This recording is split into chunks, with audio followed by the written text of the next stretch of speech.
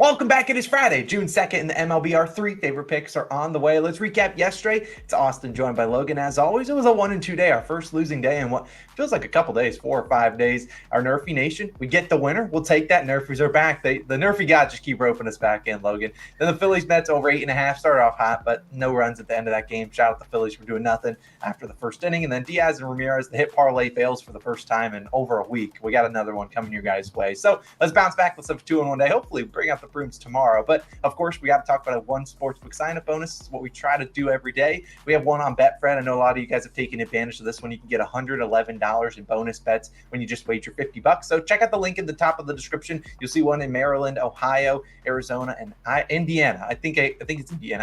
I think it's Iowa. I always mix it up. It doesn't matter. Either way, check it out down below in the description. Parlay of the day is back. Logan, what's your favorite play of the day, though?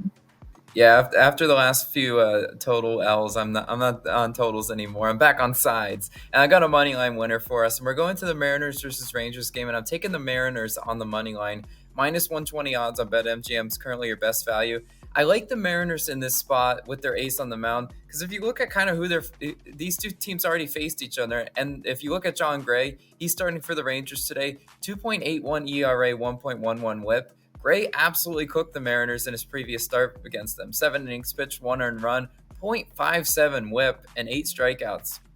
That's the definition of getting cooked, and he absolutely cooked the Mariners. So why the heck is he a home underdog in this matchup unless they know that Gray's ERA is going to sort of regress in this spot? And at home, if you look at John Gray, 4.09 ERA, 1.5 WHIP at home this season. Having a WHIP around 1.5 is dangerous. I definitely think the Mariners can get some hits and runs up on it. If you look at Gray's expected ERA as well, 4.72, that's much higher than his actual ERA. I think John Gray's a classic case of regression. Now, the big question, and the question is always here, will the Mariners bring the bats? They're a team I sort of hate backing because I just never know if they're going to feel like showing up. Seattle's offense is only batting 192 against righties in their last 3 games, which is a concern, of course, as well. But I just think they're a better offense than a sub-200 batting average, especially in the last 3 games. I think we could see an easily 275, 260 game to balance that out today. I think they get some hits and runs up on Gray. If you look at John Gray as well, only 30th percentile for K percentage. I can live with the results if the Mariners are putting the ball in play against him today.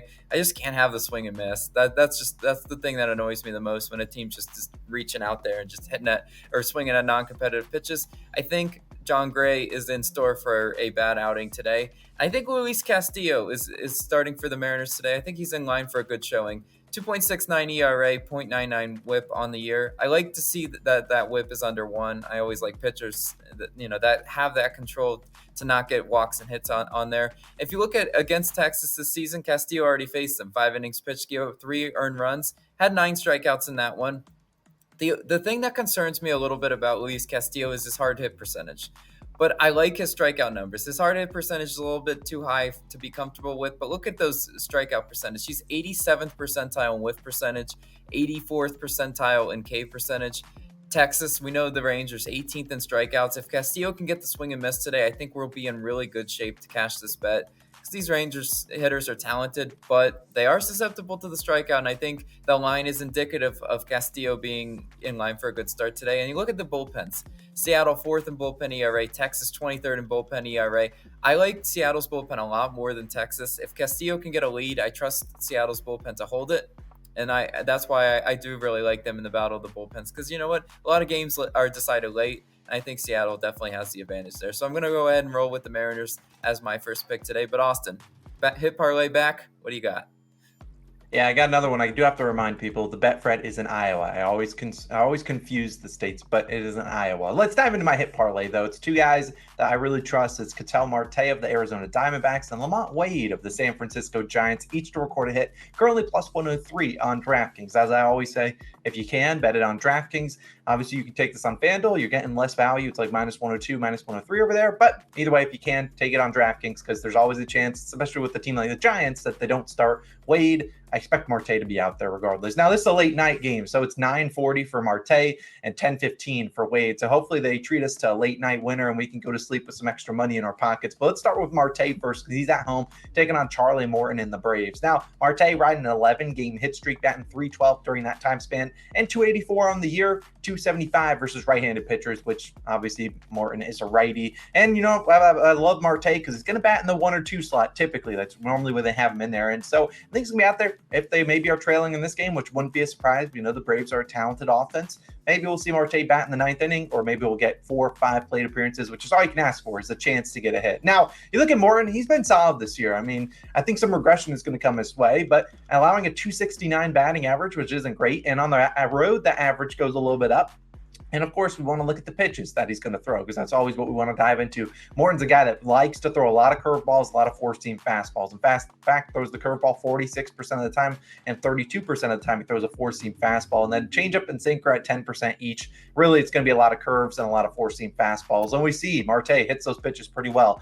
389 versus the curveball, 294 versus the four-seamer, and then 250 versus the changeup, and 480 versus sinker. By all means, if you want to throw a sinker to Marte, we'll take it. But at the end of the day, I think he's going to get his chances. Morton, not a guy that typically walks a ton of guys. Marte's not really a guy that walks a ton as well, which always is painful when you get a guy to get a hit and it just keeps drawing walks. But I think at the end of the day, Marte, I think, is on a 38-game on-base streak. He's always been getting on base. So I certainly think he can extend that streak, get us a hit. I really like Marte to get us at least 1 hit. If he wants to go get 2 bases, go for it. But I'm just asking him for 1 single. That's all you need to do. Now, next up is going to be Lamont Wade in the late night game against the Baltimore Orioles. The Giants are at home in this one. And I really like Wade in this matchup, given that he is a lefty going up against Dean Kramer, a righty. So I fully expect Wade to be out there, because Wade hits righties a lot better than he hits lefties, and also Kramer's struggling against left-handed batters. Now let's talk about Wade, though. Another guy that's going to bat typically 1 or 2, normally number 1. So he's going to get his plate appearances, hitting 271 on the season,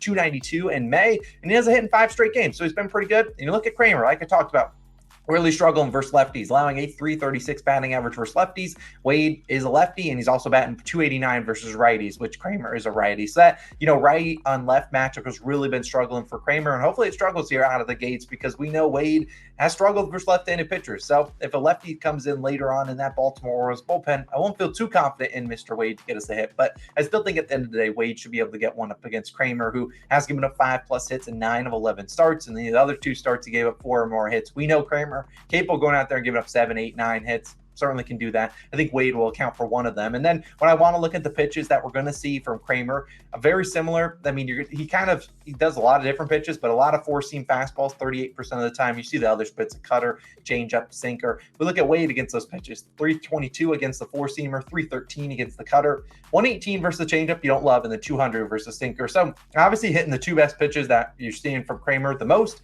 And also it's worth noting, Kramer, when he sees lefties, throws the fastball 50% of the time nearly. And then the other time he throws a fastball cutter. So look, those are Wade's 2 top pitches to hit. Mostly what he throws to left-handed batters, which, like I talked about, Wade is a lefty. So I think Wade and Marte can take us home, get us a winner. It's plus 103. I'll take the plus money on this one. I think both of them are going to get us a hit. So I'm riding with both of them, both at home, both going to bat, 1 or 2 in their lineup. We're counting on Marte and Wade. But Logan, you know what else we're counting on? NRFI Nation. Let's wave the flag, baby. The music's going. We get 2 in a row. Can we hit 3 in a row? As a reminder, we have our parlay of the day now every Monday, Wednesday, Friday. On Fridays, we do 3 NRFIs. So if you want to see some other NRFI leans, go click the top link in the description right above the BetFred, and you'll see exactly what we're talking about. But let's talk about this one, Logan. We're going to Guardians and Twins. No run first inning, -110 on Bet365. Now, love getting a -110 NRFI. There are some more juiced ones out there, but we don't want to take a juiced NRFI. We're taking this one. And let's talk about who's going to be on the mound for this Twins team, who's going to have to lead off the first 3 outs, and who we need to clutch up. Be Bailey Ober. Now, Bailey Ober's been all right on NRFI. He's not great, 4-3. He's been, struggling a little bit out the gates, but he has NRFI versus Cleveland. What I really like is that you're looking at the batters that he's going to face likely in this inning. You got Stephen Kwan, obviously an annoying guy that always gets on base. He's 0-6 versus Ober. Right after him, Rosario, 1-10, really struggling. Ramirez is 3-8 with 2 walks. And then Jimenez, who typically bats in the 4 slot, 0-6. So, look, Ramirez can go get on base, but the other guys have really struggled versus Ober. Also, Guardians team that's 22nd in first inning run. So, I certainly think Ober can come out here, get us those first 3 outs, get back into NRFIs, move himself to 5-3. I think you give me those first 3 outs. Who's on the other side, Logan? Yeah, it's Aaron Savale is starting for the Guardians. Hopefully he can get us those last 3 outs that we need. If you look at his NRFI record, it's short because he hasn't started. This is his first start since April, coming off injuries. 2-0 on NRFIs in his first 2 starts of the year, so you do like to see that at least. He faces a Twins lineup that is 16th in first inning runs. The Twins are one of those teams that I just think they used all their runs yesterday, and I believe that. I just don't trust that offense to be able to score game in and game out. The over-under set to 8.5. I mean, right in the range that most of these games are set nowadays. But I do that really think Savali can come in and get those last 3 outs. I really do like Bailey Ober in the top half of the inning as well. He's a strikeout guy. His first time through the order, he is sort of hard to see. Nerfy Nation, can we make it 3 in a row? We're hooked. We're Nerfy addicts. We're back on them, but hopefully we can make it 3 in a row. Yeah, we're trying to catch down. Now, I would have put the splits for Savali, but against the pitchers, but against the batters he's going to see. But really, the Twins out of some injuries yesterday, so I don't really know the top of their lineup. But I hope they start Joey Gallo at number 1. I would certainly take that and watch him hit a home run. But knock on wood. Cross your fingers. We're having a good day. Let's go 3-0. Let's wave the flags. Let's catch our other 2 picks. We'll be back again tomorrow for some more picks on Saturday morning. Have a great Friday night. We'll see you guys back again tomorrow. Peace.